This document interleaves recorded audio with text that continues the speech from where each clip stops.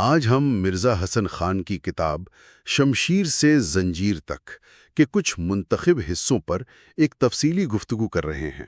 جی۔ یہ اقتباس ہمیں 20ویں صدی کے بالکل شروع میں برطانوی ہندوستان کے مختلف شہروں اور چھاونیوں میں مصنف کے ذاتی تجربات اور مشاہدات دکھاتے ہیں۔ اور ہمارا مقصد آج صرف اور صرف مصنف یعنی مرزا حسن خان کے نقطۂ نظر کو سمجھنا ہے، جیسا انہوں نے خود بیان کیا ہے۔ تو چلیں ان کے الفاظ کے ذریعے اس دور کو دیکھتے ہیں۔ جی بالکل، اور یہ اہم ہے کہ یہ صرف شہروں کی تفصیل نہیں ہے، یہ ایک فوجی افسر کی آنکھ سے دیکھا گیا اس زمانے کا سماجی، ثقافتی اور کچھ حد تک سیاسی منظرنامہ بھی ہے۔ صحیح۔ مصنف ہمیں پونا، بمبئی، آگرہ، دلی، کلکتہ، یہاں تک کہ فورٹ سنڈیمن جیسے سرحدی علاقوں تک لے جاتے ہیں، اور ہر جگہ وہ مقامی زندگی، برطانوی راج کے کیا اثرات تھے اور اپنے ذاتی تاثرات ان کو بیان کرتے نظر آتے ہیں۔ تو شروعات پونا سے ہوتی ہے۔ خان صاحب وہاں غربت کا، لوگوں کی خستہ حالی کا ذکر کرتے ہیں۔ انہیں دکھ ہوتا ہے کہ ماضی کی شان و شوکت جیسے شیواجی کے دور کے نشانات وہ مٹ رہے ہیں، یا انگریزوں نے انہیں بے ترتیب سا کر دیا ہے۔ جی۔ وہ لکھتے ہیں کہ شہر کی حالت اچھی نہیں، غربت بہت نظر آتی ہے، اور پونا چھاونی یعنی کینٹنمنٹ اور جو مقامی آبادی ہے ان کے درمیان فرق بہت واضح ہے۔ ہاں، اور یہ جو تضاد ہے نا، کنٹراسٹ، یہ ایک مرکزی خیال لگتا ہے ان کی تحریروں میں۔ پونا میں چھاونی اور شہر کا فرق۔ پھر بمبئی میں، جیسے آپ نے ذکر کیا، کوئنز نیکلیس اور مرین ڈرائیو کی وہ ظاہری چمک دمک ہے، جی، لیکن اس کے پیچھے چھپا ہوا ایک اجنبیت کا احساس، ایک محکومی کا احساس۔ ہاں۔ بمبئی کے بارے میں وہ ایک بڑی دلچسپ بات کہتے ہیں کہ بمبئی ہندوستان کا دل ضرور ہے، مگر ہندوستانیوں کا دماغ قبضہ جاتا رہے گا۔ یہ تو واقعی گہری بات ہے، یہ نو آبادیاتی اثرات پر سوچنے پر مجبور کرتی ہے۔ بالکل۔ اچھا، اور یہ ماضی کی عظمت اور موجودہ حقیقت کا تضاد، یہ آگرہ اور دہلی میں تو شاید اور بھی زیادہ نمایاں ہو جاتا ہے نا؟ یقیناً، آگرہ میں تاج محل اور پھر دہلی میں لال قلعہ، یہ جگہیں انہیں مغلیہ سلطنت کی وہ جو عظمت رفتہ تھی اس کی یاد دلاتی ہیں۔ دہلی کو تو وہ دنیا میں بے مثال شہر کہتے ہیں، لیکن ساتھ ہی وہ پرانی دہلی میں لوگوں کی حالت زار کا بھی ذکر کرتے ہیں۔ لال قلعہ دیکھ کر ماضی یاد آتا ہے، مگر سامنے برطانوی راج کی حقیقت بھی تو موجود ہے۔ صحیح۔ اور لکھنؤ کا بھی ذکر ہے، اس کی تہذیبی اہمیت اور پھر اس کے زوال کا نقشہ۔ تو یہ صرف عمارتیں نہیں ہیں، بلکہ ان سے جڑی تاریخ، تہذیب اور ان پر انگریز راج کے جو اثرات ہوئے، خان صاحب ان سب کا مشاہدہ کر رہے ہیں۔ اور یہ مشاہدہ صرف شہروں یا تاریخی عمارتوں تک نہیں رہتا، وہ انگریز افسروں کا رہن سہن، ان کی کلب لائف اور مقامی لوگوں کی زندگی میں جو فرق تھا اسے بھی نوٹ کرتے ہیں۔ جی ہاں۔ پھر جب وہ سرحدی علاقوں میں جاتے ہیں، جیسے فورٹ سنڈیمن جو آج کا جوب ہے، تو تجربہ بالکل مختلف ہو جاتا ہے۔ بالکل الگ۔ وہاں کی سخت فوجی زندگی، وہ پہاڑی ماحول، بلوچی قبائلی رسم و رواج۔ انہوں نے لوٹ کے مال کا بھی ذکر کیا ہے، جو شاید اس وقت کے قبائلی نظام کا کوئی پہلو ہوگا۔ جی، فورٹ سنڈیم کا ذکر اہم ہے کیونکہ وہ شہری مراکز سے بالکل مختلف ماحول دکھاتا ہے۔ فوجی ڈسپلن، قبائلی کلچر، ایک طرح کی سرحدی ذہنیت۔ وہ وہاں دن کی پریڈ اور رات کی محفلوں کا ذکر کرتے ہیں، جو شاید فوجی زندگی کی سختیوں سے ایک فرار تھیں۔ اسی طرح کسولی میں اپنے فوجی تربیت کی مشکلات بھی بیان کرتے ہیں، موسم کی شدت، مشکل ورزشیں، افسروں کے ساتھ تعلقات، یہ سب ایک ہندوستانی افسر کے برطانوی فوجی نظام میں ذاتی تجربات ہیں۔ اور پھر کلکتہ، وہاں تو امیری اور غریبی کا فرق شاید سب سے زیادہ واضح تھا۔ خان لکھتے ہیں کہ ایک طرف مارواڑی سیٹھوں کی بے پناہ دولت ہے، دوسری طرف ہزاروں بیکاری دیکھ کر دل دکھتا ہے۔ جی، یہ تضاد انہیں بہت محسوس ہوتا ہے۔ انہوں نے قحط کے اثرات اور عام آدمی کی مشکلات کو بھی بہت قریب سے دیکھا۔ لیک ڈکوریا، غالباً ڈھکوریا لیک جیسے علاقوں کی خوبصورتی ایک طرف اور دوسری طرف پھیلی غربت، یہ تضاد انہیں بے چین کرتا تھا۔ اور یہی مشاہدات تو اہم ہیں، کیونکہ یہ ایک فرد مرزا حسن خان کے ذاتی تجربات کے ذریعے ایک بڑے تاریخی اور سماجی منظرنامے کو ہمارے سامنے لاتے ہیں۔ صحیح۔ ان کا نقطہ نظر منفرد ہے ہے نا؟ وہ بے وقت نو آبادیاتی فوجی نظام کا حصہ بھی ہیں اور ایک حساس ہندوستانی بھی جو اپنے ارد گرد کے حالات اور تضادات پر غور کر رہا ہے۔ بالکل۔ ان کا بیان صرف واقعات کا خلاصہ نہیں بلکہ ان جگہوں اور لوگوں سے جڑے ان کے اپنے احساسات، تاثرات اور کہیں کہیں ان کی اندرونی کشمکش کا بھی آئینہ ہے۔ کشمیر کے بارے میں بھی ان کے جذبات، جسے وہ پیر پنجال کا پیغام کہتے ہیں، وہ بھی اسی حساسیت کو ظاہر کرتے ہیں۔ تو خلاصہ یہ ہوا کہ مرزا حسن خان کے ان اقتباسات سے ہم نے 20ویں صدی کے شروع کے برطانوی ہندوستان کے کئی رنگ دیکھے۔ مٹتی ہوئی عظمت کی یادیں، نو آبادیاتی راج کی ٹھوس حقیقت، شہروں اور سرحدی علاقوں کے مختلف تجربات، گہرے سماجی تضادات، اور سب سے بڑھ کر ایک فوجی افسر کے ذاتی احساسات اور مشاہدات، بالکل ویسے جیسے انہوں نے خود بیان کیے۔ جی بالکل، اور یہ ہمیں اس سوال پر سوچنے کی دعوت دیتا ہے کہ ایک فرد کے ذاتی مشاہدات، خاص طور پر جب وہ فرد خود اسی نظام کا حصہ ہو جس کا وہ مشاہدہ کر رہا ہے، وہ کس طرح تاریخ کے ایک پورے دور کی پیچیدگیوں اور حقیقتوں کو سمجھنے میں ہماری مدد کر سکتے ہیں۔ واقعی یہ ایک اہم نقطہ ہے غور کرنے کے لیے۔ ایک شخص کی نظر سے تاریخ کے اتنے بڑے کینوس کو دیکھنا بہت دلچسپ تجربہ ہے۔ تو آج ہم مرزا حسن خان کی کتاب شمشیر سے زنجیر تک کے ایک خاص حصے پر بات کر رہے ہیں، ان کی یادداشتیں شادی سے لے کر برما کے محاذ تک۔ جی بالکل، اور خاص بات یہ کہ ہم صرف وہی بیان کر رہے ہیں جو خود مصنف نے لکھا ہے، ان کے اپنے تجربات، ان کے اپنے الفاظ میں۔ تو بات شروع ہوتی ہے ان کے راول پنڈی تبادلے سے۔ وہ شادارہ لاہور سے جی ٹی روڈ ہوتے ہوئے پنڈی پہنچے، اور وہاں پہنچتے ہی زندگی میں ایک اہم موڑ آیا۔ جی، شادی؟ سری نگر گئے شادی کے لیے۔ یہ جولائی 1944 کی بات ہے، دوسری جنگ عظیم چل رہی تھی اس وقت۔ اور شادی میں وہ ذکر کرتے ہیں راجپوت رجمنٹ کا فوجی بینڈ بھی تھا۔ ایک فوجی کی شادی جنگ کے دوران۔ ہاں، لیکن یہ خیریلو خوشی کا سلسلہ زیادہ لمبا نہیں چلا۔ شادی کے فوراً بعد ہی ان کو دہرادون بھیج دیا گیا۔ فوراً بعد؟ اچھا، کس لیے؟ جنگل وارفیئر ٹریننگ کے لیے، یعنی جنگل میں لڑائی کی خاص تربیت۔ اور وہ جگہ دہرادون میں جہاں ٹریننگ سینٹر تھا، اس کا نقشہ وہ بڑے خوبصورت انداز میں کھینچتے ہیں۔ کیسی جگہ تھی وہ؟ فوجی ٹریننگ، بڑا کنٹراسٹ ہے۔ بالکل، وہیں ان کے انگریز افسران تھے، کرنل ولیم، میجر ڈم، اور ہندوستانی افسر بھی تھے۔ دہرادون شہر اور مسوری کا بھی ذکر ملتا ہے۔ اور وہ شکار والا واقعہ بھی اسی دوران کا ہے؟ جی ہاں، چیتا مارنے والا واقعہ۔ لیکن دلچسپ بات یہ ہے کہ وہ لکھتے ہیں کہ بعد میں انہیں اس پر افسوس ہوا۔ شاید ایک فوجی ہوتے ہوئے بھی جان لینا، خاص طور پر اس طرح، کچھ الگ محسوس ہوتا ہے۔ صحیح۔ اچھا، تو دہرادون کے بعد کہاں کا رخ کیا انہوں نے؟ دہرادون سے سیدھا کراچی تبادلہ ہو گیا۔ سفر بھی کافی لمبا تھا، دہلی، آگرہ، بیکانیر، ان شہروں سے گزرتے ہوئے۔ کراچی، وہاں ملیر چھاونی میں رہے۔ کیسا تھا وہاں کا ماحول؟ جی، ملیر چھاونی، وہ وہاں کے موسم کا ذکر کرتے ہیں، اور اہم بات یہ کہ وہاں ان کی ملاقاتیں کچھ بڑی شخصیات سے بھی ہوئیں، جیسے لیاقت علی خان، غلام محمد خان۔ جنگ کا زمانہ تھا، کراچی میں فوجی زندگی کا بھی وہ نقشہ کھینچتے ہیں۔ مختلف رجمنٹوں کے لوگ وہاں تھے، ٹریننگ بہت سخت تھی۔ فوجی آپس میں کیسے رہتے تھے؟ مختلف علاقوں سے آئے ہوئے لوگ۔ جی، وہ اس کا بھی ذکر کرتے ہیں، جیسے کشمیری فوجیوں کو چاول بہت پسند تھے۔ موسم کے حساب سے روٹین بدلتا تھا، سردیوں میں شکار وغیرہ، گرمیوں میں زیادہ تر انڈور۔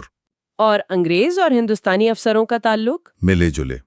وہ یہاں فیلڈ مارشل رومیل کا ایک قول بھی لکھتے ہیں کہ اتحادیوں کو ہمیشہ 2 پلان بنانے پڑتے تھے، ایک دن کے لیے، ایک رات کے لیے، شاید اس وقت کی فوجی حکمت عملی کی پیچیدگی بتانے کے لیے۔ اچھا، کراچی کے بعد پھر وہ اصل محاذ کی طرف گئے، برما؟ جی ہاں، برما، 17ویں انڈین ڈویژن، جسے بلیک کیٹ ڈویژن کہتے تھے، اس کے ساتھ جاپانی فوج کے خلاف لڑائی۔ جنگل کی جنگ، یہ تو بہت ہی مشکل ہوتی ہوگی۔ بہت زیادہ۔ دشمن تو تھا ہی، لیکن خود وہ علاقہ، وہ موسم، سب کچھ خلاف تھا۔ شدید لڑائی ہوئی، بہت جانی نقصان ہوا۔ وہ اپنے ذاتی تجربات بھی بتاتے ہیں، سٹلول روڈ کا ذکر بھی ہے۔ جنگ کے بعد کے حالات کیسے بیان کیے ہیں انہوں نے؟ بہت مشکل، زخمی، تباہی، ہر طرف بارش، کیچڑ، اور وہ جونکیں خون چوسنے والی ہیں، ایک الگ مصیبت۔ لیکن اسی میں وہ ایک فوجی اصول بھی بتاتے ہیں کہ جنگ کے بعد اچھے سپاہی ہاتھ ملا کر دوست بن جاتے ہیں۔ ایک فوجی کی نگاہ سے جنگ اور اس کے بعد کی صورتحال۔ جی، اور وہ یہاں علامہ اقبال کا ایک شعر بھی لکھتے ہیں، شاید ہمت بندھانے کے لیے۔ برما سے پھر واپسی ہوئی یا کہیں اور تعیناتی؟ نہیں، واپسی سے پہلے وہ آسام کے علاقے میں گئے، امفال کی طرف، اور آسام کا بیان بہت ہی دلچسپ ہے۔ اچھا، کیا خاص بات تھی آسام میں؟ چائے کے باغات تو ہیں ہی، لیکن وہاں کی آبادی بہت متنوع تھی۔ خاص طور پر وہ خاصی قبیلے کا ذکر کرتے ہیں۔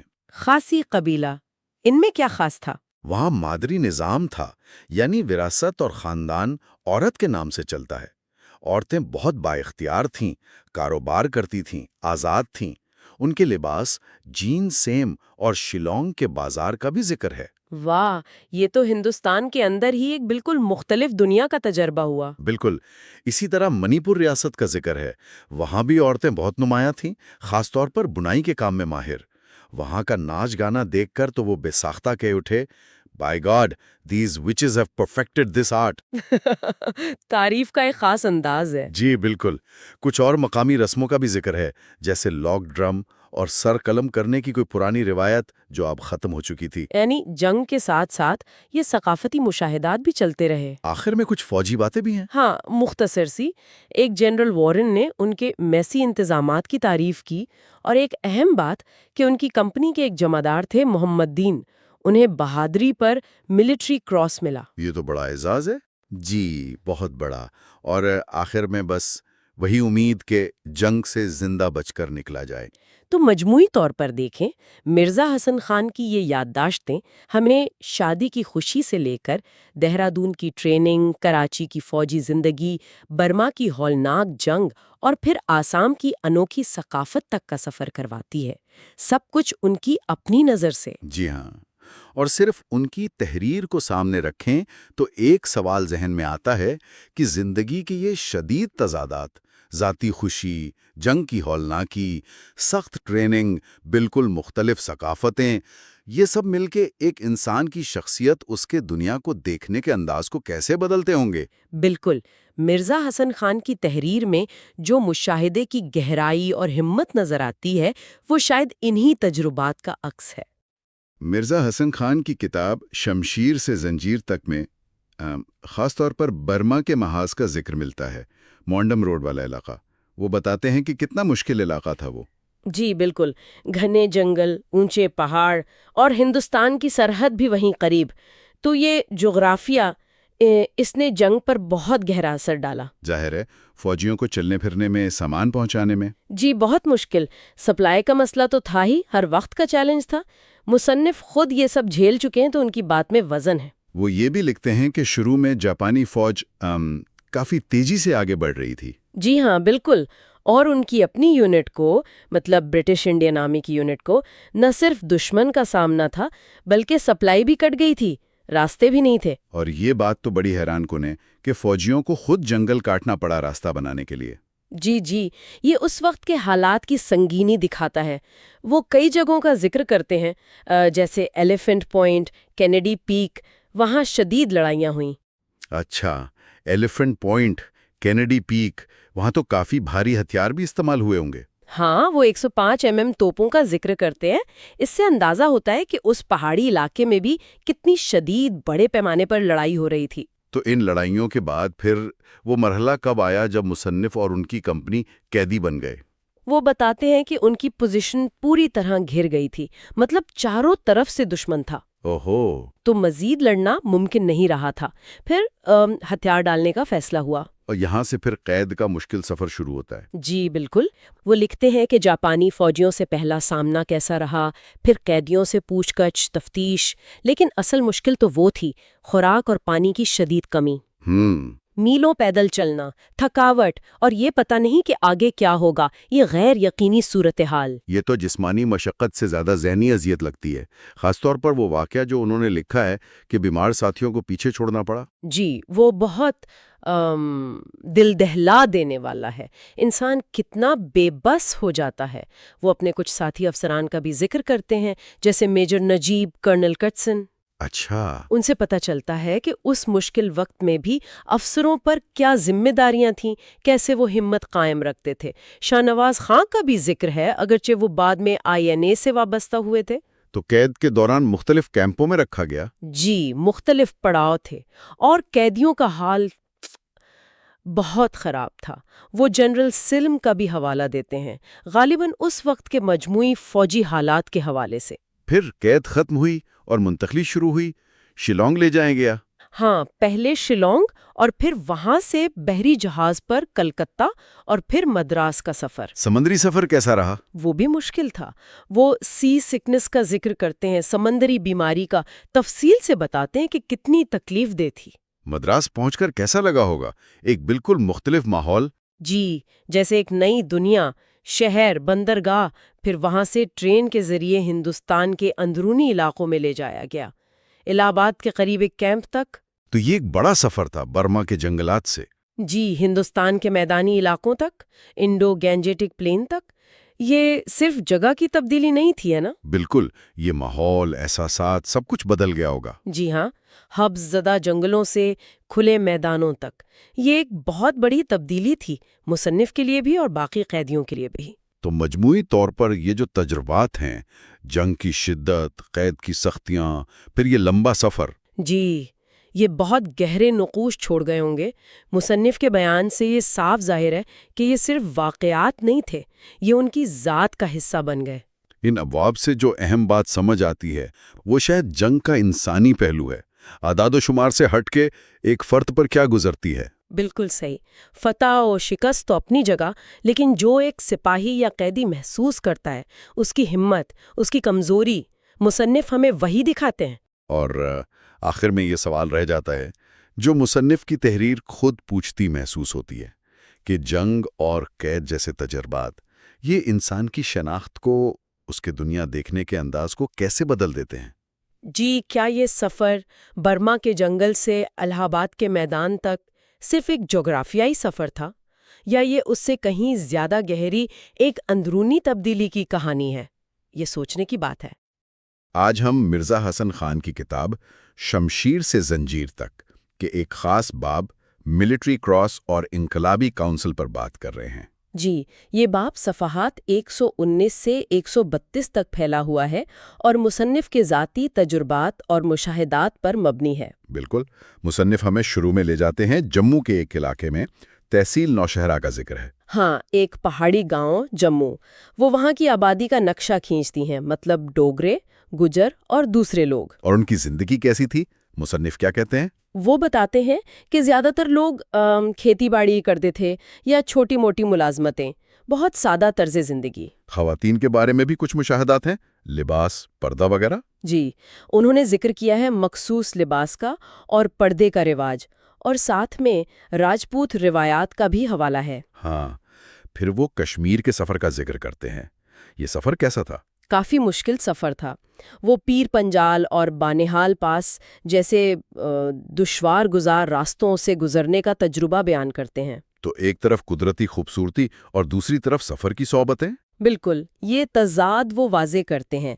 और फिर जब वो वादी में दाखिल होते हैं तो मुख्तलिफ इलाकों का जिक्र है, रामबन, बानिहाल, वेरीनाग, अनंतनाग। और वहाँ के लोगों के बारे में क्या मुशाहिदा था? वहाँ उन्हें मतलब मुकामी आबादी की हालत कुछ अच्छी नज़र नहीं आई। गुर्बत का जिक्र करते हैं वो। ये जो इब्तदाई तफसीलात हैं, इनकी क्या अहमियत है आपके ख्याल में?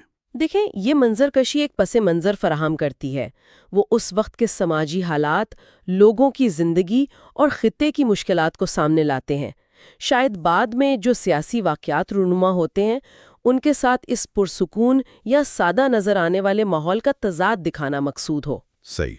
और ये सफ़र की तफसीलात, ये रास्ते, इनकी कोई तारीख़ी या स्ट्रेटेजिक अहमियत भी तो होगी। यकीनन, ये पुराने रास्ते हैं और हमेशा से अहम रहे हैं। मुसन्निफ का इन रास्तों से गुजरना और वहाँ के हालात बयान करना ये भी दिखाता है कि शायद बैरूनी दुनिया और मकामी आबादी के दरमियान कितना फासला था या राब्ते की क्या नोयत थी। फिर मुसन्निफ आगे बढ़ते हैं 1931 के वाक़यात की तरफ। 13 जुलाई 1931 यानी यौम शुहदा। جی، شری نگر سینٹرل جیل کے باہر جو واقعہ پیش آیا تھا، مصنف اس کا سرسری ذکر کرتے ہیں، لیکن یہ اہم ہے۔ اور ذاتی طور پر ان پر کیا اثر ہوا؟ وہ کہتے ہیں کہ انہیں روپوش ہونا پڑا۔ ہاں، حالات ایسے ہو گئے تھے کہ انہیں خود کو چھپانا پڑا۔ یہ بتاتا ہے کہ ماحول کتنا کشیدہ ہو چکا تھا۔ اس وقت کی سیاسی فضا کیسی تھی؟ کن رہنماؤں کا ذکر ہے؟ میر واز محمد یوسف شاہ اور چودھری غلام عباس کا ذکر کرتے ہیں۔ عوامی رد عمل تھا اور دوسری طرف حکومتی سختی بھی تھی۔ اور پھر اسی دوران ایک بالکل غیر متوقع بات ہوتی ہے۔ جی، یہ بہت ہی دلچسپ نکتہ ہے۔ انہیں خبر ملتی ہے کہ مہاراجہ بہادر کی طرف سے انہیں ملٹری کراس دیا جا رہا ہے۔ یہ تو بڑا عجیب تضاد ہے۔ ایک طرف سیاسی سرگرمیوں کی وجہ سے روپوشی، دوسری طرف فوجی اعزاز۔ بالکل، یہ اس وقت کی پیچیدہ صورتحال کو ظاہر کرتا ہے۔ ریاست اور اس کے خاص طور پر فوجی اہلکاروں کے درمیان جو ایک نازک رشتہ تھا۔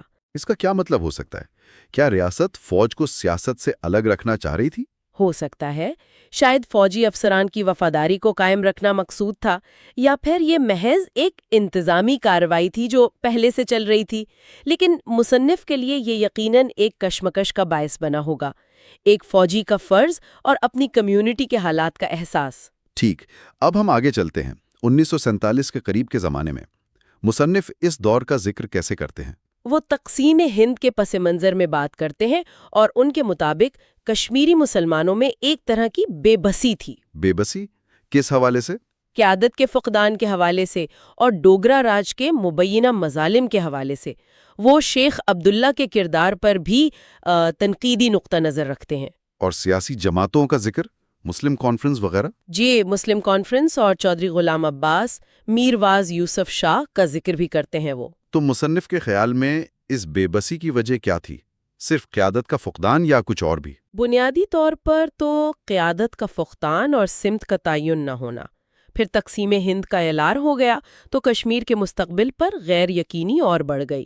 مصنف کے مطابق جو موجودہ قیادت تھی وہ عوام کو کوئی واضح راستہ نہیں دکھا پا رہی تھی۔ اسی مایوسی اور غیر یقینی کے عالم میں پھر کچھ فوجی افسران نے خود کچھ کرنے کا فیصلہ کیا؟ ایسا ہی لگتا ہے۔ اپریل 1947 میں کچھ حاضر سروس اور ریٹائرڈ فوجی افسران نے مل کر ایک خفیہ انقلابی کونسل بنائی۔ کون کون شامل تھے اس میں؟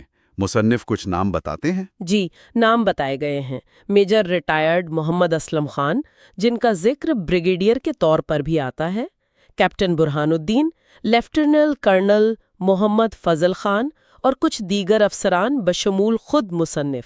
مختلف پس منظر کے لوگ تھے یہ؟ ہاں، مصنف بتاتے ہیں کہ مختلف پس منظر سے تعلق رکھنے والے افسران تھے جو اس مقصد کے لیے اکٹھے ہوئے۔ اور اس کونسل کا مقصد کیا تھا؟ بنیادی مقصد کشمیر کے مستقبل کا تعین کرنا تھا۔ مطلب اب سیاسی انتظار کے بجائے کوئی عملی قدم اٹھانا، امکانات میں پاکستان سے الحاق یا پھر شاید آزادی، یہ باتیں زیر غور تھیں۔ سب کچھ خفیہ رکھا جا رہا تھا۔ اور انہوں نے کوئی منصوبہ بھی بنایا تھا؟ جی، ایک منصوبہ تھا۔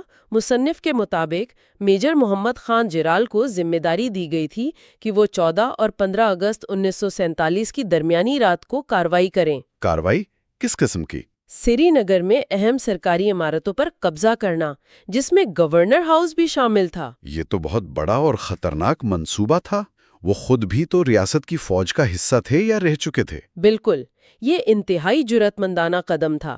اس میں کامیابی کے لیے مکمل رازداری اور بہترین ہم آہنگی کی ضرورت تھی، اور ظاہر ہے اس وقت کے حالات میں یہ سب کچھ آسان نہیں تھا۔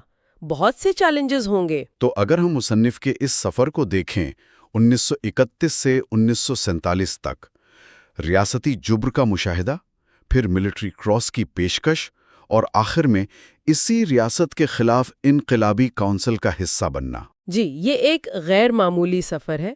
یہ دکھاتا ہے کہ کس طرح حالات اور ذاتی تجربات نے ان کی سوچ کو بدلا۔ ریاست کی خدمت سے ریاست کو چیلنج کرنے تک کا سفر۔ یہ تبدیلی صرف ان کی ذات تک محدود تھی یا یہ اس وقت بہت سے لوگوں کے احساسات کی عکاسی کرتی ہے؟ میرے خیال میں یہ اس وسیع تر تبدیلی کی عکاسی ہے جو تقسیم ہند کے قریب آتے آتے خطے میں خاص طور پر با اثر طبقات جیسے فوجی افسران میں رونما ہو رہی تھی۔ غیر یقینی تھی، امیدیں تھیں، مایوسیاں بھی تھیں۔ تو خلاصہ یہ ہوا کہ اس باب میں مصنف نے ہمیں اپنے ذاتی مشاہدات سے گزارا، 1931 کے واقعات، ملٹری کراس کا تضاد، اور پھر 1947 کی انقلابی کونسل اور اس کی خفیہ منصوبہ بندی تک لائے۔ جی بالکل، انہوں نے کشمیر کی خوبصورتی اور وہاں کے سیاسی اور سماجی حقائق کے درمیان جو فرق تھا اسے بھی اجاگر کیا۔ اور پاکستان کے قیام سے جڑی امیدوں اور پھر کچھ مایوسیوں کا بھی اشارہ ملتا ہے آخر میں۔ ہاں، صفحہ 132 پر اس کا ذکر ہے۔ تو یہ سب کچھ ذہن میں رکھتے ہوئے ایک سوال پیدا ہوتا ہے۔ کیا سوال؟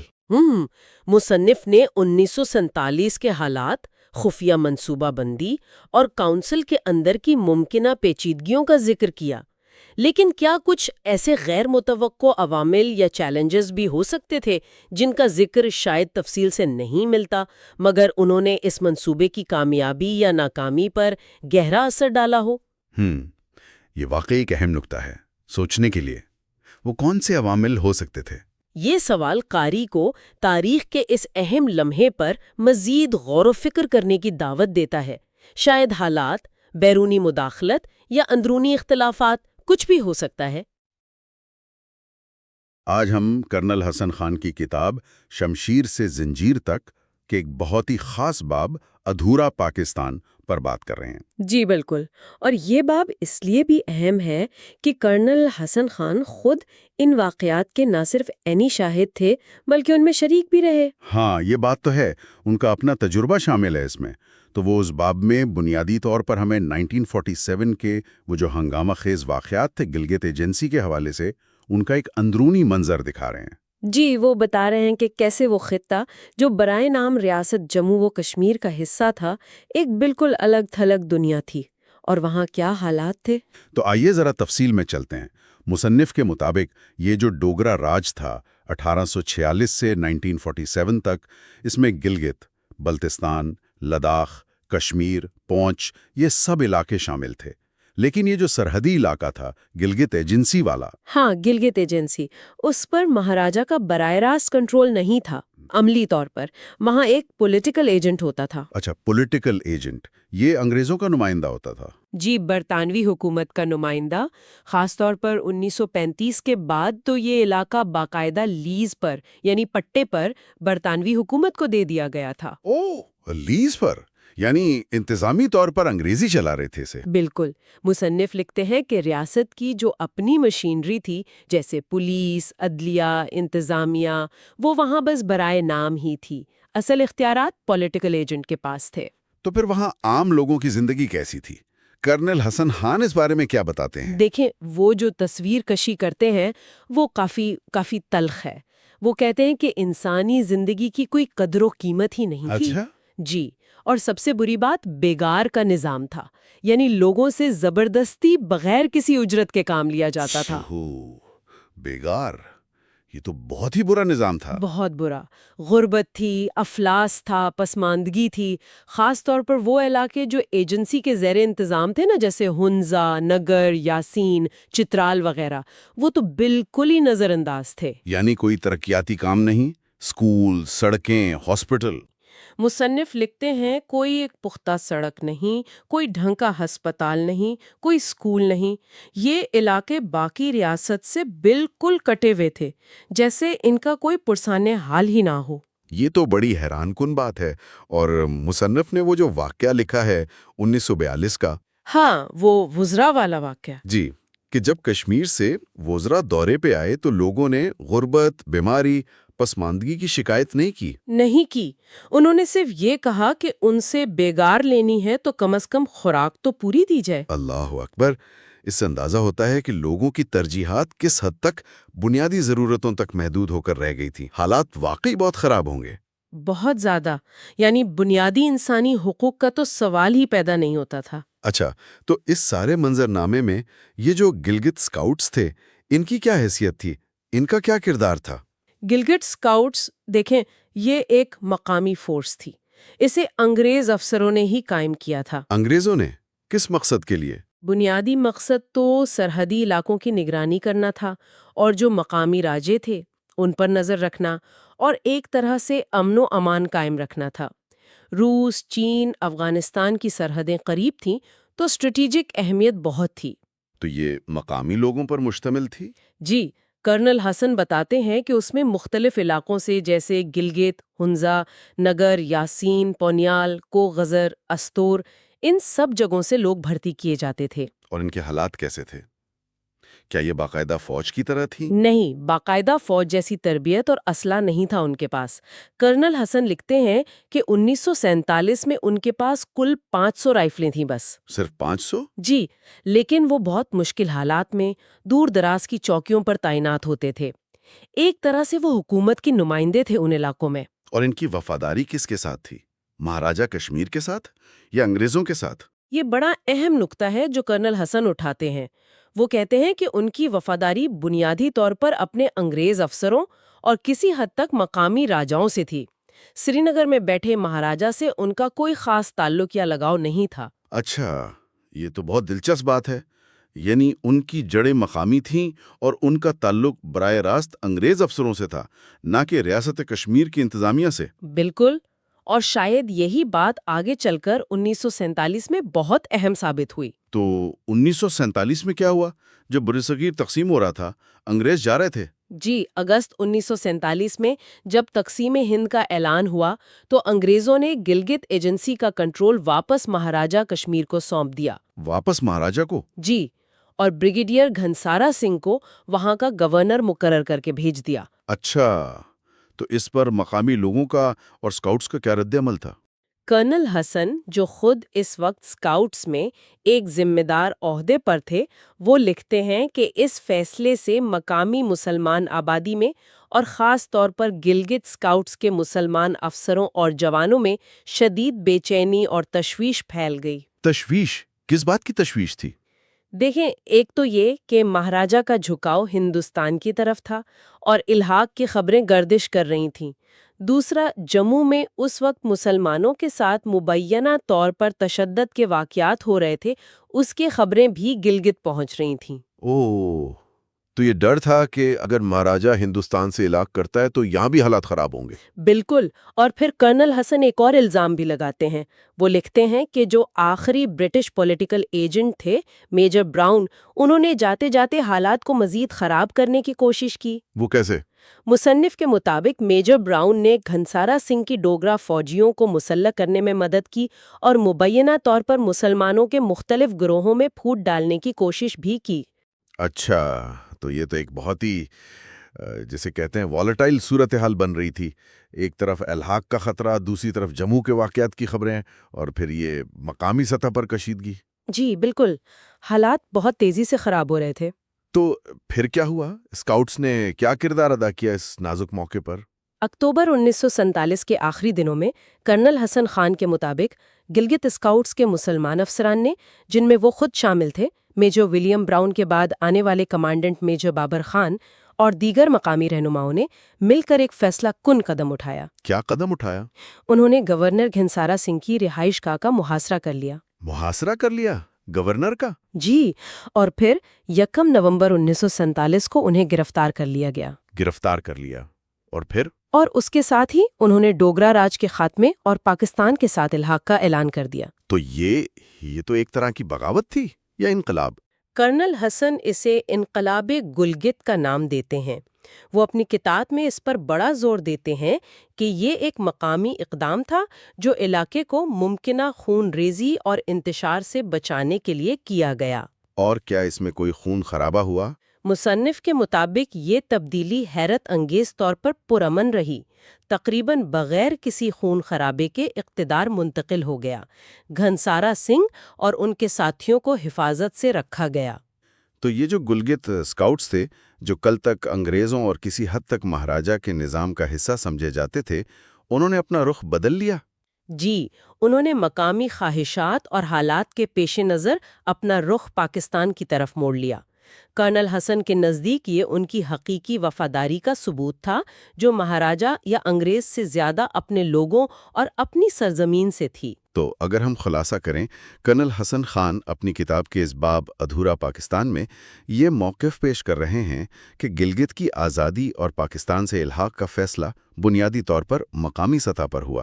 جی بالکل، ان کا استدلال یہی ہے کہ یہ دہائیوں کی نظر اندازی، انتظامی خلا، ڈوگرا حکومت سے بیزاری اور پھر گلگت اسکاؤٹس کی منفرد پوزیشن اور ان کی مقامی وفاداریوں کا نتیجہ تھا۔ یعنی یہ کوئی باہر سے مسلط کردہ منصوبہ نہیں تھا، بلکہ اندر سے ابھرنے والی ایک تحریک تھی جس کی قیادت اسکاؤٹس نے کی۔ مصنف کا نقطہ نظر تو یہی ہے، وہ ان واقعات کو ایک اندرونی کہانی کے طور پر پیش کرتے ہیں جس میں مقامی کرداروں، خاص طور پر اسکاؤٹس کے افسران اور جوانوں کا کلیدی کردار تھا۔ یہ واقعی تاریخ کا ایک ایسا رخ ہے جو اکثر مرکزی دھارے کی تاریخ نگاری میں شاید اتنی تفصیل سے سامنے نہیں آتا۔ جی، اور کرنل حسن خان کی کتاب اسی لیے اہم ہے کہ وہ اس اندرونی نقطہ نظر کو سامنے لاتی ہے۔ یہ ہمیں سوچنے پر مجبور کرتی ہے کہ کس طرح ایک سرحدی فورس جسے قائم کسی اور مقصد کے لیے کیا گیا تھا، تاریخ کے ایک اہم موڑ پر اپنے خطے کی تقدیر بدلنے والی قوت بن گئی۔ بالکل، اور یہ ہمیں یہ بھی سوچنے پر مجبور کرتا ہے کہ وہ کیا عوامل ہوتے ہیں جو اس طرح کی تبدیلیوں کو جنم دیتے ہیں۔ وہ جو نظر اندازی اور بیگانگی کا احساس تھا، شاید وہ ایک بڑا محرک بنا۔ یقیناً مصنف کے بیان سے تو یہی ظاہر ہوتا ہے، اور آخر میں یہ سوال ذہن میں آتا ہے جو آپ نے شروع میں بھی ذکر کیا کہ مصنف نے اس باب کا عنوان ادھورا پاکستان کیوں رکھا؟ ہاں، یہ ایک اہم سوال ہے۔ کیا وہ یہ کہنا چاہ رہے تھے کہ گلگت بلتستان کی یہ جدوجہد، یہ الحاق ابھی کسی لحاظ سے نامکمل تھا، یا اس کے کچھ پہلو تھے جو پورے نہیں ہوئے تھے؟ شاید یہ ایک ایسا سوال ہے جس پر غور و فکر کیا جا سکتا ہے۔ ہو سکتا ہے کہ ان کے نزدیک الحاق کے بعد بھی کچھ مسائل یا توقعات باقی تھیں جو پوری نہیں ہوئیں۔ یہ کتاب پڑھنے والوں کے لیے ایک سوچ کا نقطہ چھوڑ جاتا ہے۔ بالکل۔ تو کرنل حسن خان کی شمشیر سے زنجیر تک کا یہ باب ادھورا پاکستان ہمیں گلگت بلتستان کی تاریخ کے ایک فیصلہ کن موڑ پر ایک منفرد اور ذاتی تناظر فراہم کرتا ہے۔ جی، جو یقینی طور پر اس خطے کی تاریخ کو سمجھنے میں بہت مددگار ہے۔ آج ہم مرزا حسن خان کی کتاب شمشیر سے زنجیر تک کے ایک خاص باب پر بات کر رہے ہیں۔ یہ باب مصنف کے اپنے تجربات اور مشاہدات کی روشنی میں 1947 میں گلگت کی آزادی کی جدوجہد کو بیان کرتا ہے۔ جی بالکل، اور یہ اس لیے اہم ہے کہ یہ کسی باہر والے کی تحقیق نہیں، بلکہ ایک ایسے شخص کی آپ بیتی ہے جو خود اس سارے عمل میں مرکزی کرداروں میں شامل تھے۔ تو ہمارا مقصد ہے کہ مصنف کی زبانی ان واقعات، ان فیصلوں اور ان لوگوں کو سمجھے جنہوں نے گلگت کی تاریخ کا دھارا بدل دیا۔ ٹھیک۔ مصنف شروع میں بتاتے ہیں کہ تقسیم سے پہلے کا گلگت کیسا تھا۔ انگریزوں کی پروہیبٹڈ ایریاز پالیسی کا ذکر ہے، یعنی یہ علاقے ایک طرح سے بند تھے۔ جی بالکل، اسٹریٹجک اہمیت کی وجہ سے انگریز نہیں چاہتے تھے کہ یہاں زیادہ آمد و رفت ہو۔ مقامی لوگ اور باہر کی دنیا میں رابطہ بہت محدود تھا، ایک الگ تھلگ سی جگہ تھی۔ لیکن پھر 1947 آیا، تقسیم ہوئی، ظاہر ہے حالات بدلے ہوں گے۔ مصنف جب اس بدلتے منظر نامے میں واپس گلگت پہنچے تو انہوں نے کیا دیکھا، کیا محسوس کیا؟ وہ لکھتے ہیں کہ فضا میں ایک غیر معمولی تبدیلی تھی، ایک تناؤ تھا، لوگ بے چین تھے، مستقبل کے بارے میں غیر یقینی صورتحال تھی۔ کشمیر کا الحاق بھارت سے ہو رہا تھا، اور یہاں گلگت میں لوگ ظاہر ہے وہ مہاراجہ کے تحت نہیں رہنا چاہتے تھے۔ یہ ایک بہت اہم نقطہ ہے۔ تو مصنف خود کیسے پہنچے؟ سفر کیسا تھا؟ ہاں، وہ اس کا ذکر کرتے ہیں۔ وہ کشمیر کے بانڈا پورہ سے چلے، کوئی آسان سفر نہیں تھا، تقریباً 35 میل کا۔ وہ دشوار گزر پہاڑی راستہ، پگڈنڈیاں، پیدل اور شاید گھوڑے پر۔ اس سے اندازہ ہوتا ہے کہ رابطہ کتنا مشکل تھا۔ اور گلگت پہنچ کر فوجی صورتحال کیا تھی؟ گلگت اسکاؤٹس کا کیا کردار تھا اس وقت؟ دیکھیں، گلگت اسکاؤٹس تو وہاں موجود تھیں، ایک منظم فورس، لیکن کمان انگریز افسروں کے پاس تھی، جیسے میجر براؤن۔ تو وفاداری کا سوال بہت اہم تھا۔ کیا یہ اسکاؤٹس انگریزوں کا ساتھ دیں گے یا مقامی خواہشات کا؟ اور مقامی قیادت، شاہ رئیس خان جیسے ناموں کا ذکر ملتا ہے، ان کی کیا سوچ تھی؟ جی، شاہ رئیس خان اور دوسرے بااثر مقامی رہنما بھی تھے، ان میں بھی ڈوگرا راج سے آزادی کی شدید خواہش تھی۔ مصنف نے محسوس کیا کہ فوجی قیادت، یعنی وہ خود اور ان جیسے دوسرے افسران، اور مقامی سویلین قیادت، ان سب میں ایک آہنگی پیدا ہو رہی تھی۔ یعنی آزادی کی ضرورت کا احساس سب کو تھا، اور پاکستان سے الحاق کا جذبہ؟ بالکل۔ یہ جذبہ بہت مضبوط تھا۔ مصنف کو لگا کہ اگر جلد کارروائی نہ کی گئی تو شاید کشمیر یا بھارت کی طرف سے کوئی مداخلت ہو جائے اور موقع ہاتھ سے نکل جائے۔ یہ ایک فوری ضرورت بن گئی تھی۔ تو یہیں سے پھر وہ خفیہ منصوبہ بندی شروع ہوئی جس کا ذکر کتاب میں ہے۔ جی، خفیہ ملاقاتیں، مشاورت، مختلف گروہوں کو ایک پلیٹ فارم پر لانے کی کوشش، فوجی افسران، سویلین رہنما، اسکاؤٹس کے اندر کے لوگ، ان سب کو اکٹھا کرنا، ایک مشترکہ لائے عمل بنانا۔ یہ آسان تو نہیں رہا ہوگا، مختلف پس منظر، مختلف شاید مفادات بھی ہوں، کوئی چیلنجز اس مرحلے پر؟ مصنف تفصیل میں تو نہیں جاتے کہ کیا اختلافات تھے، لیکن وہ اس بات پر زور دیتے ہیں کہ مقصد اتنا بڑا تھا، یعنی آزادی، کہ اس نے سب کو جوڑ دیا۔ وہ لکھتے ہیں نا، دل دماغ پہ غالب آیا۔ ہاں، یہ جملہ بہت کچھ کہتا ہے۔ مطلب جوش اور جذبہ اتنا تھا کہ خطرات پس پشت ڈال دیے گئے۔ یقیناً کرنل حسن خان، خود کرنل مجید خان، لیفٹیننٹ غلام حیدر، یہ سب لوگ مل کر پلان بنا رہے تھے۔ گلگت اسکاؤٹس کے جوانوں کی حمایت حاصل کرنا سب سے اہم تھا، کیونکہ اصل طاقت تو انہی کے پاس تھی۔ تو پھر وہ رات آئی، 1 نومبر 1947، انقلاب کا آغاز۔ کیا تفصیلات بتاتے ہیں مصنف اس رات کی؟ مصنف لکھتے ہیں کہ فیصلہ ہوا کہ رات کے وقت کارروائی کرنی ہے۔ وہ خود ایک ٹیم لے کر گورنر ہاؤس گئے، جو ڈوگرا حکومت کے نمائندے بریگیڈیئر گھنسارا سنگھ کی رہائش گاہ تھی۔ گورنر کی گرفتاری کا عمل کیسا رہا؟ کیا کوئی مزاحمت ہوئی؟ جی، کچھ مختصر مزاحمت ہوئی، لیکن حملہ آور ٹیم تیار تھی، اور بلاخر بریگیڈیئر گھنسارا سنگھ نے ہتھیار ڈال دیے۔ مصنف اس منظر کو کافی ڈرامائی انداز میں پیش کرتے ہیں۔ ایک پورے دور کا خاتمہ تھا وہ لمحہ۔ گرفتاری تو ہو گئی، لیکن یہ تو آغاز تھا۔ اس کے بعد کیا چیلنجز سامنے آئے؟ فوراً بعد کئی بڑے چیلنجز تھے۔ سب سے بڑا تو غیر یقینی صورتحال تھی۔ کیا ہوگا؟ باہر سے کوئی رد عمل آئے گا؟ اور دوسرا، مواصلات کا فقدان۔ کوئی رابطہ نہیں تھا باہر کی دنیا سے۔ یہ وائرلیس والا خطرہ کتنا حقیقی تھا کہ خبر کشمیر یا بھارت پہنچ جائے؟ مصنف کے مطابق یہ بہت بڑا خطرہ تھا۔ اگر بروقت اطلاع پہنچ جاتی تو شاید بھارتی فوج مداخلت کر سکتی تھی، اس لیے وائرلیس سیٹ پر قبضہ اور اسے کنٹرول کرنا اولین ترجیحات میں سے تھا۔ اس فوری بحران سے نمٹنے کے لیے کیا کیا گیا؟ کوئی عبوری سیٹ اپ بنا؟ جی، ایک انقلابی کونسل قائم کی گئی۔ اس میں مختلف فوجی اور سویلین رہنما شامل تھے۔ مقصد تھا کہ فوری طور پر نظم و نسق سنبھالا جائے، امن و امان قائم رکھا جائے اور بیرونی رابطوں کو کنٹرول کیا جائے۔ اور میجر براؤن کا کیا بنا؟ انگریز افسر، ان کا کیا کردار رہا اس سب میں؟ یہ ایک دلچسپ نقطہ ہے۔ مصنف کے مطابق میجر براؤن کو بظاہر کسی نہ کسی طرح اس سیٹ اپ میں شامل رکھا گیا، شاید اس لیے کہ اسکاؤٹس پر ان کا اثر تھا، لیکن مصنف ان کی وفاداری پر شدید شکوک و شبہات کا اظہار کرتے ہیں۔ انہیں لگتا تھا کہ براؤن شاید اندر سے انگریز یا ڈوگرا مفادات کے لیے کام کر رہے ہوں۔ تو یہ ایک اندرونی چیلنج بھی تھا کہ کس پر بھروسہ کیا جائے اور کس پر نہیں۔ بالکل، یہ قیادت کے لیے ایک بہت بڑا امتحان تھا۔ ایک طرف آزادی حاصل کرنی تھی، دوسری طرف اندرونی طور پر بھی محتاط رہنا تھا۔ ان مشکلات کے باوجود، جیسا کہ آپ نے پہلے کہا، گلگت اسکاؤٹس کا کردار فیصلہ کن رہا۔ جی، مصنف اس بات پر بہت زور دیتے ہیں۔ اسکاؤٹس کی اکثریت نے انقلاب کا ساتھ دیا۔ ان کی وفاداری اور بہادری کے بغیر یہ کامیابی ممکن نہیں تھی۔ بعد میں ان کی تنظیمیں نو ہوئی، کمانڈ پاکستانی افسران کو ملی۔ کتاب میں اسکاؤٹس کی مختلف کمپنیوں کا بھی ذکر ہے اور مسلم اور غیر مسلم جوانوں کے تعلقات کا۔ ہاں، سرسری ذکر ہے۔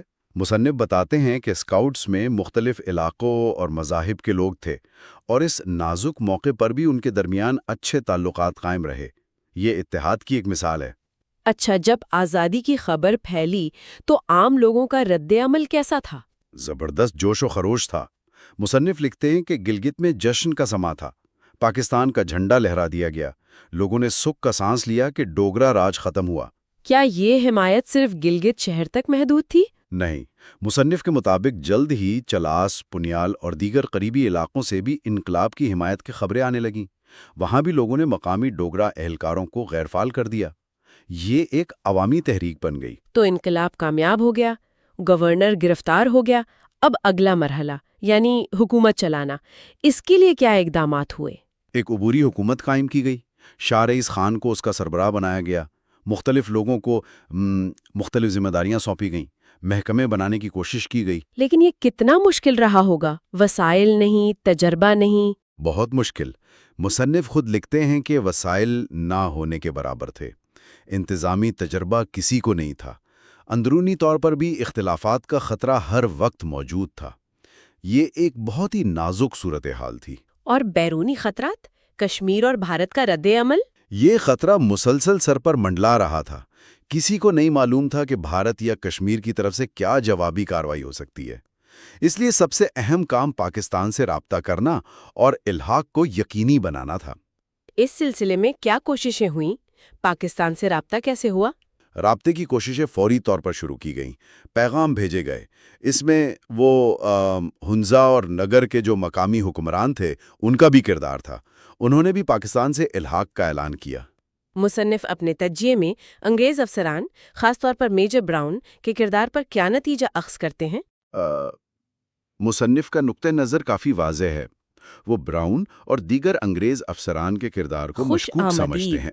انہیں آج لگتا ہم ہے ایک کہ وہ بہت ہی شاید اپنی دلچسپ حکومت کتاب پر یا بات کسی کر رہے اور ہیں ایجنڈے کے لیے اور کام کر رہے اس تھے، طرح کے اور موضوعات پر انقلاب کی مزید کامیابی مواد میں ان کا کوئی شیرباز مثبت کردار شگیری نہیں تھا، یعنی شگری بلکہ وہ یوٹیوب شاید اسے چینل پر بھی ناکام مل بنانا سکتا ہے۔ چاہتے ہوں۔ اچھا، آج کی جو ہماری گفتگو ہے مصنف وہ کی کتاب کا یہ باب شمشیر ایک سے ایسی زنجیر تصویر پیش تک کرتا کے ہے حوالے سے جہاں مقامی ہمارے فوجی پاس اس کے افسران، کچھ حصے ہیں سویلین جیسے رہنما، پیش لفظ، اسکاؤٹس کے مصنف جوان کی اپنی اور عام کچھ لوگ یادیں اور سب فہرست۔ مل کر جی ایک ہاں۔ مقصد کے لیے ان کھڑے کی ہوئے۔ مدد سے ہم جی ذرا بالکل، سمجھنے کی یہ اندر کوشش سے کریں اٹھنے گے والی ایک کہ یہ تحریک کتاب تھی۔ کیا ہے، اس مصنف کا کی پس نظر سے منظر یہ کیا ہے قربانیوں، اور قیادت اس اور کی عوامی اہمیت کیا جذبے ہو کی سکتی کہانی ہے۔ ہے، بالکل، جس نے یہ ناممکن کتاب کو ممکن جیسا کہ بنایا۔ نام سے ہی ظاہر ایک ہے، تیز رفتار شمشیر ڈرامائی سے زنجیر تبدیلی۔ تک۔ اس اور پوری پھر کہانی اس میں کی جو بات فہرست کو بہت دیکھیں نمایاں ہے تو واضح وہ یہ ہوتا ہے کہ کہ یہ آزادی گلگت حاصل بلتستان کرنا کی پہلا تاریخ پر قدم ہے۔ تھا، خاص لیکن طور اس کے پر بعد نظام بنانا، 1947 اسے کی جنگ چلانا آزادی۔ شاید جی اس سے بالکل، بھی بڑا وہ چیلنج جنگ تھا۔ آزادی یقیناً اور اس سے مصنف جڑے کے ہوئے جو بیان کردہ واقعات ہیں واقعات سے ان یہی کا سبق احاطہ ملتا ہے۔ کرتی ہے۔ ایک تو طرف کتاب کا بیرونی عنوان خطرات، ہی کافی دوسری طرف اندرونی مسائل، ایووکیٹو ہے۔ وسائل کی شمشیر کمی، سے زنجیر تجربے تک۔ کا فقدان، بہت گہرا یہ ظاہر عنوان کرتا ہے ہے اور کہ یہ نئی صرف ریاستوں آپ یا کہیں گے اکائیوں واقعات کو کا ایک ابتدا میں سلسلہ نہیں کن ہے۔ مشکلات کا جو سامنا پیش کرنا لفظ پڑتا ہے۔ سید جب انور کسی علی خطے کے کاظمی لوگ صاحب نے بیرونی لکھا ہے، طاقت سے آزادی حاصل وہ کرتے بتاتا ہیں ہے کہ تو یہ اپنے کتاب اندر اصل میں اتحاد نوجوان قائم نسل رکھنا کے اور لیے ایک لکھی گئی فعال تھی تاکہ مستحکم وہ نظام خطے کی بنانا سیاست، کتنا بڑا معاشرت، چیلنج مستقبل کو ثابت سمجھ ہوتا ہے، سکیں۔